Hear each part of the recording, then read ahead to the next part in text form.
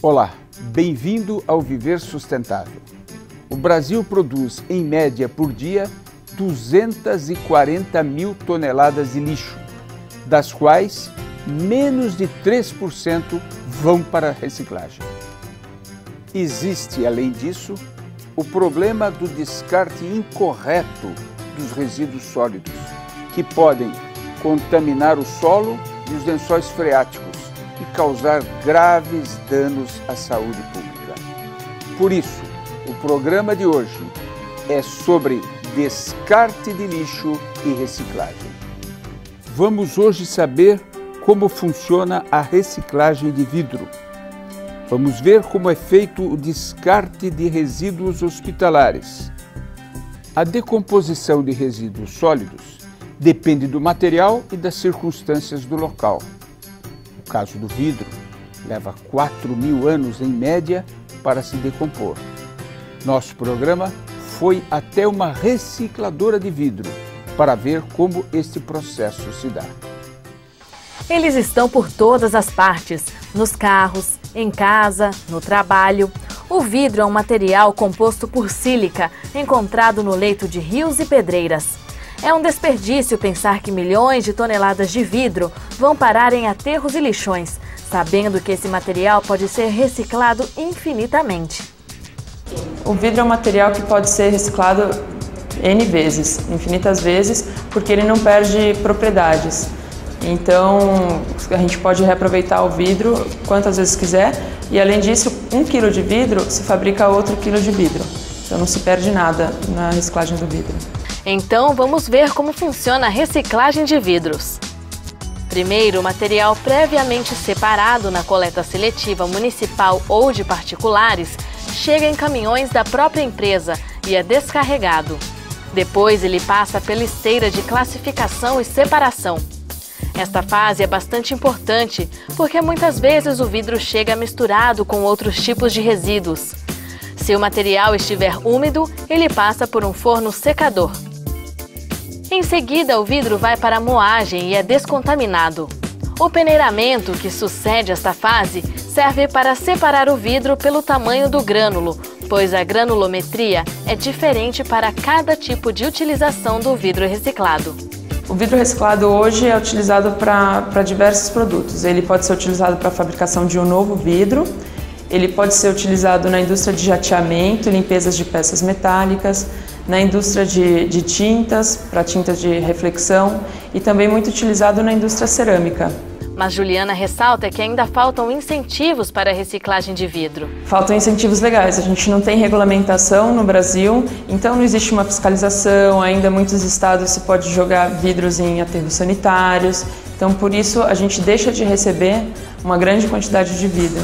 E a população também pode ajudar. O cidadão que pode separar seu vidro dentro de casa, pode procurar uma cooperativa próxima do seu bairro para destinar esse vidro, pode buscar informação na troca de um vidro de automotivo, de um vidro de carro quando for trocar, para onde está indo esse vidro e buscar uma empresa que se preocupe com a destinação ecologicamente correta dos materiais.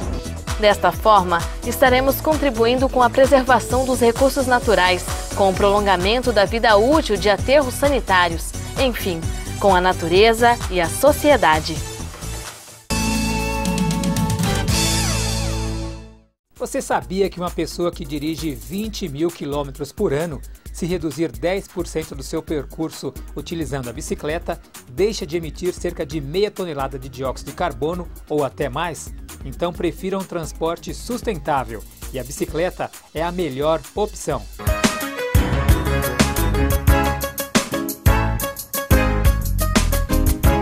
Cleilson, sou auxiliar administrativo. O que fazer com a sobra de remédio com aqueles que já têm a validade vencida?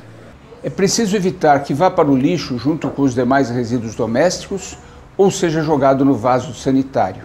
Se for para o lixo, porque vai acabar contaminando os aterros. Se for para o vaso sanitário, vai acabar contaminando algum curso d'água. O que se deve fazer é colocar no recipiente e destinar, entregar a um destes locais onde, por lei, é obrigatória a coleta de lixo hospitalar. Por exemplo, uma clínica médica, clínica dentária, clínica veterinária, um pronto-socorro, um hospital ou qualquer local que receba estes remédios vencidos ou que já não vão mais ser usados, eles deem um destino adequado. Oi, meu nome é Daiane, sou modelo. Gostaria de saber quem é o responsável pela coleta e destinação do final do lixo hospitalar. São várias etapas. Na primeira etapa, quem produz o lixo, quem gera o lixo hospitalar, seja um hospital, um pronto-socorro, uma clínica médica, dentária ou veterinária, quem produz o lixo é responsável por colocá-lo, dispô-lo na forma como manda a lei, para que ele possa ser, na etapa seguinte, coletado pela prefeitura em veículos especializados e a partir daí ser destinado a um processo de descontaminação e descaracterização do lixo hospitalar. A partir de então, esse lixo será destinado ou à incineração para ser completamente queimado ou será disposto já como um lixo comum num aterro sanitário. Eu me chamo Aline, sou estudante de TI. Eu gostaria de saber se os resíduos radioativos hospitalares recebem o mesmo tratamento de resíduos coletados em clínicas e hospitais. Normalmente não, porque tem um nível de periculosidade diferente. Emitem radiações que são perigosas para a saúde e até para a vida humana. Enquanto que a grande maioria dos resíduos hospitalares mais comuns, como seringas, bisturis, agulhas, bolsas de sangue, restos de curativos e de remédios, sobras de comida que são oferecidas a pessoas com doenças infecciosas, tudo isso pode passar por um processo de descontaminação e em seguida ser destinado a um aterro sanitário convencional ou ser incinerado. Diferentemente destes resíduos mais comuns, os resíduos radioativos não são passíveis de descontaminação. Não há uma forma de reduzir ou zerar a radiação que eles emitem. Por isso, precisam ser condicionados de uma forma especial e destinados a um depósito final especial de resíduos radioativos, normalmente junto com resíduos nucleares. A incineração de 10 mil toneladas de resíduos pode criar apenas um emprego, mas a reciclagem da mesma quantidade pode proporcionar a ocupação de 40 pessoas. Então, incentive a reciclagem e os empregos verdes. Assim você estará contribuindo com o meio ambiente e com a sociedade. No próximo bloco, vamos ver como é feito o descarte de resíduos hospitalares. Nossa equipe foi até Campinas para acompanhar o processo de gestão de lixo hospitalar. O Viver Sustentável pergunta: qual é o material mais reciclado no Brasil? Letra A, alumínio. B, papel. C, plástico. Ou letra D, vidro? A resposta correta você confere no próximo bloco.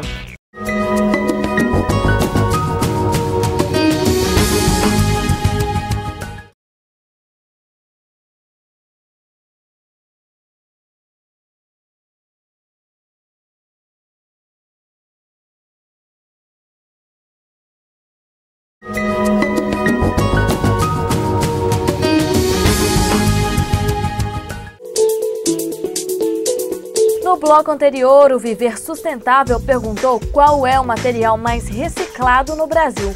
A resposta correta é letra A, as latas de alumínio. O programa Viver Sustentável está de volta. O tema de hoje é descarte e reciclagem de lixo. O lixo hospitalar exige cuidados especiais no seu descarte. O programa Viver Sustentável foi até Campinas, no interior de São Paulo, para ver como funciona este processo. Os resíduos sólidos são classificados em 5 grupos. O tipo A é de risco biológico, ou seja, sangue e hemoderivados. O tipo B é de risco químico, como drogas e resíduos farmacêuticos. O C é de risco radioativo. O tipo D é o lixo comum e o E são materiais infectantes como agulhas, bisturis, entre outros. O CONAMA, Conselho Nacional do Meio Ambiente, obriga a destruição dos materiais enquadrados nos grupos A e B através de incineração ou esterilização, de forma a anular suas características físicas, químicas e biológicas. Resíduo de saúde é todo resíduo decorrente do serviço prestado às pessoas e animais, né? Ou seja, eles são gerados em hospitais, em ambulatórios, farmácias. E o nosso trabalho aqui da usina é fazer a desinfecção dos resíduos do grupo A e E. Esse tipo de lixo requer um gerenciamento desde o sistema de coleta, o tratamento e a destinação. Os resíduos chegam na usina e são processados em até 24 horas. O tratamento do resíduo de saúde é importante porque é um resíduo perigoso que, se disposto diretamente no solo, pode vir a contaminar rios e até mesmo provocar proliferação de doenças nas pessoas. Então vamos ver como funciona a destinação correta do lixo hospitalar. O lixo hospitalar chega em caçambas especiais e uma das técnicas é lançar automaticamente num triturador. Todo material hospitalar precisa ser descaracterizado.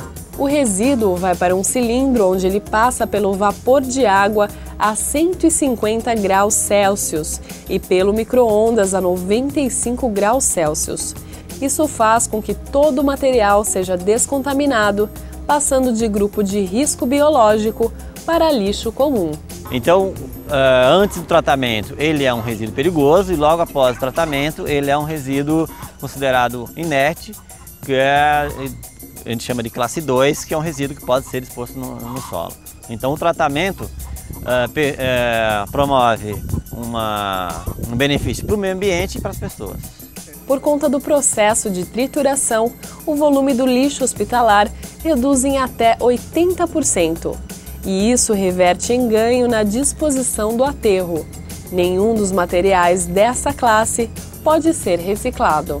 Geralmente os resíduos de saúde, eles representam um percentual pequeno na geração de resíduos sólidos como um todo de um município, né? Mas nem por isso eles devem ser deixados de lado. Então, mesmo municípios pequenos, não o caso de Campinas, que é uma grande metrópole, mas mesmo municípios pequenos devem dar importância ao tratamento de resíduos de serviços de saúde, porque, embora em pequena quantidade, mas eles têm um efeito para o meio ambiente muito grave. Você sabia que no Brasil a cada ano são desperdiçados mais de 4,5 bilhões de reais porque nós não reciclamos tudo o que poderíamos? Apesar de sermos o país que mais recicla latas de alumínio no mundo, os outros materiais ainda são pouco reciclados no Brasil. Precisamos cobrar mais iniciativas públicas e privadas.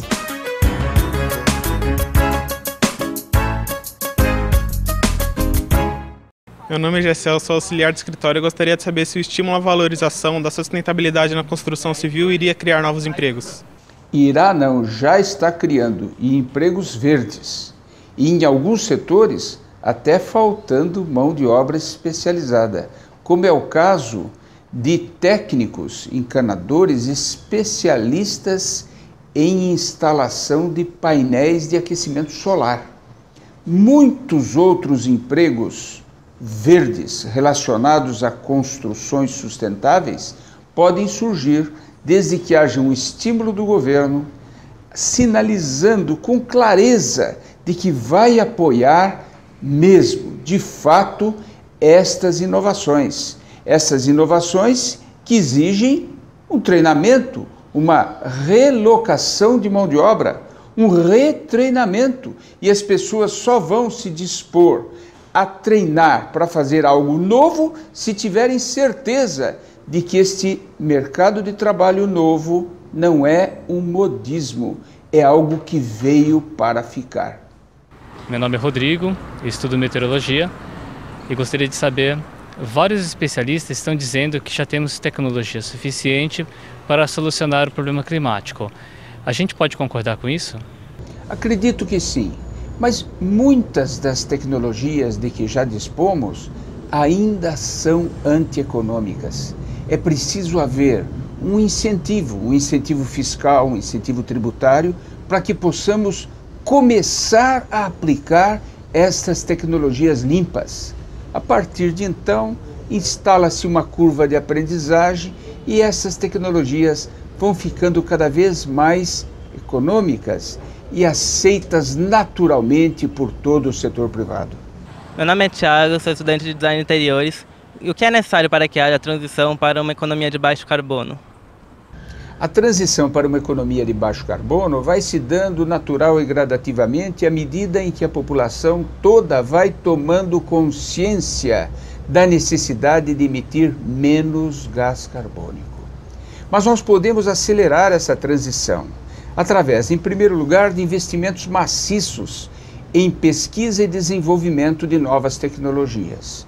Em segundo lugar, financiamento para que estas novas tecnologias possam ser adotadas e implantadas pelo setor privado. Terceiro lugar, através de leis mandatórias que obriguem, por exemplo, a mistura de etanol à gasolina, a mistura de biodiesel ao diesel fóssil, para diminuir compulsoriamente a poluição. Em quarto lugar, através de uma reforma tributária ecológica que sobretaxe aqueles produtos gerados com alta emissão de gás carbônico e isentem, parcial ou totalmente, aqueles produtos feitos com baixa emissão de carbono.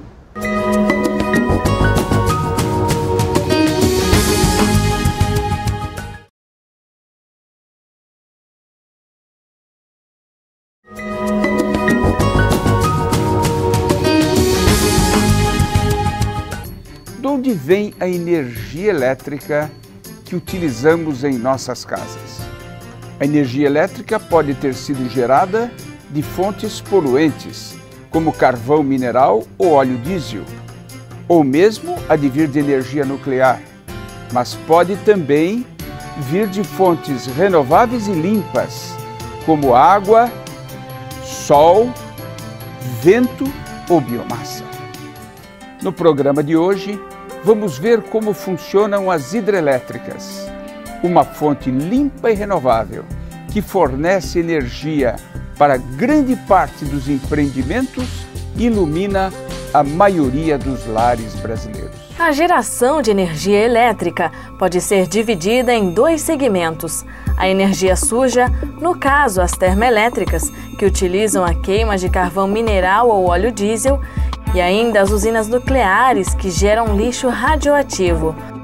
Mas também temos a energia limpa, produzida por hidrelétricas, usinas eólicas e energia fotovoltaica. Grande parte do mundo ainda insiste em investir em termoelétricas.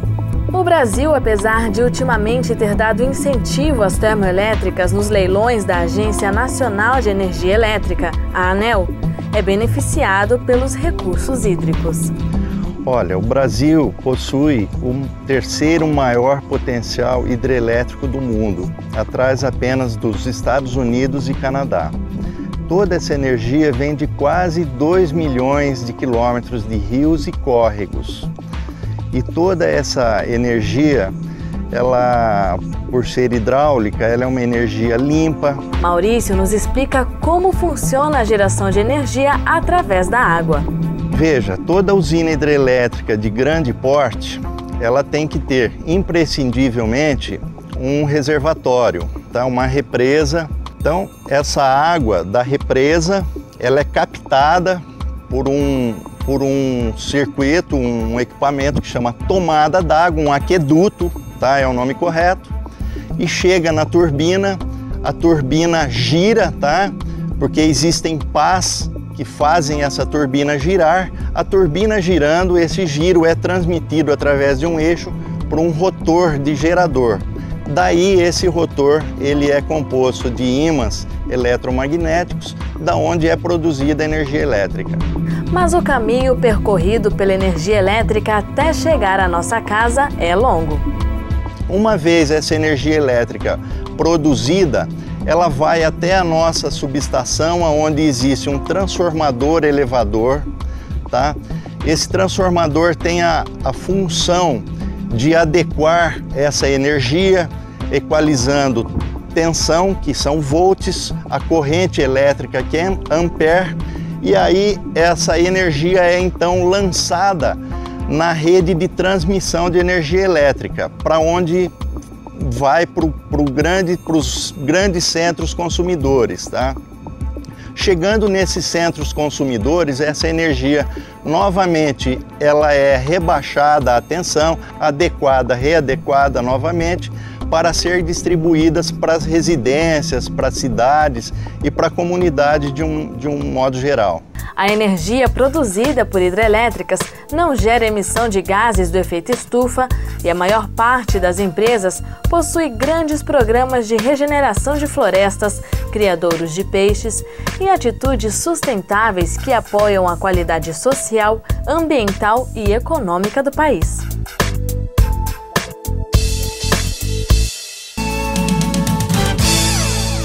Você sabia que no Brasil há 158 usinas hidrelétricas em operação e que elas produzem mais de 74 milhões de quilowatts de energia?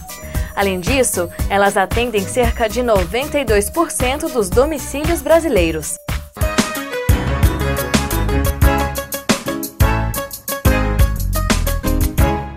Oi, meu nome é Susan, eu sou editora e eu gostaria de saber se a matriz energética brasileira ela pode ser considerada limpa. Sim, comparativamente a outros países, nós temos uma das matrizes energéticas mais limpas do mundo. 46% da energia utilizada, consumida no Brasil, é energia renovável, ou seja, energia que vem do etanol, da cana-de-açúcar, de hidrelétricas e a partir do carvão vegetal renovável e da lenha. Mas mesmo assim, 54% ainda vem de fontes fósseis. Olá, meu nome é Thomas, eu sou orientador público e gostaria de saber se a nossa matriz elétrica ela é limpa. Em primeiro lugar, vamos fazer uma diferenciação entre o que é matriz energética e matriz elétrica. Matriz energética engloba todas as fontes de energia, não só a energia elétrica, mas, por exemplo, a energia que move os veículos e outras necessárias para o desenvolvimento de todas as atividades humanas. A matriz elétrica, produção de energia elétrica no Brasil é limpa? Ainda é limpa. Porque hoje 75% da energia elétrica produzida no Brasil advém de hidrelétricas e outros 5% da queima do bagaço que advém da produção de açúcar e de álcool. Portanto, mais de 80% ou aproximadamente 80% vem de fontes absolutamente limpas. Só que vem aumentando a produção a cada ano de energia elétrica advinda de termoelétricas movidas a carvão, a óleo diesel ou a gás. E isso vai sujar a matriz elétrica brasileira. Precisamos, ao contrário, estimular outras fontes de energia renováveis, como energia eólica, energia solar, para que possamos gradativamente ter uma matriz elétrica e uma matriz energética no Brasil cada vez mais limpa. Meu nome é Kátia, eu sou empresária e professor Tami. Eu gostaria de saber quais são os impactos ambientais das hidrelétricas. Os impactos ambientais das hidrelétricas são 3. O primeiro, a inundação de áreas, destruindo a flora e fauna. O segundo impacto é a alteração nos cursos dos rios e nos seus ciclos, em função do represamento das águas. E o terceiro impacto, o deslocamento de pessoas. Estes 3 impactos se dão no processo de construção, de implantação da hidrelétrica. Depois de construída, ela produz uma energia elétrica mais barata e limpa. Meu nome é Ronaldo, trabalho no setor de manutenção predial e também eu gostaria de saber se é verdade que uma hidrelétrica pode emitir mais gases do efeito estufa que uma termoelétrica. Sim, é incrível, mas é verdade.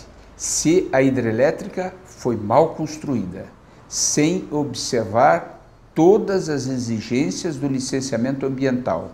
Uma delas é de que toda a área que vai ser alagada seja desmatada. A matéria orgânica precisa ser retirada. Não basta cortar árvores, é preciso retirar as raízes, porque depois de inundada, depois de submersa, estas raízes acabam apodrecendo e, sob a ação de bactérias anaeróbicas, produz uma quantidade imensa de metano e de gás carbônico. Olho vivo, consumidor! Você sabia que os chuveiros elétricos presentes em 67% das residências brasileiras é responsável por cerca de 30% a 50% do consumo de energia? Mude os hábitos da sua família. Deixe este vilão de lado e prefira os aquecedores solares. Você pode economizar sendo amigo do meio ambiente. Participe do nosso programa. Envie-nos sugestões de temas e perguntas para contato@viversustentável.net. Acesse nosso arquivo de programas no site www.viversustentável.net. Um grande abraço, até a próxima semana.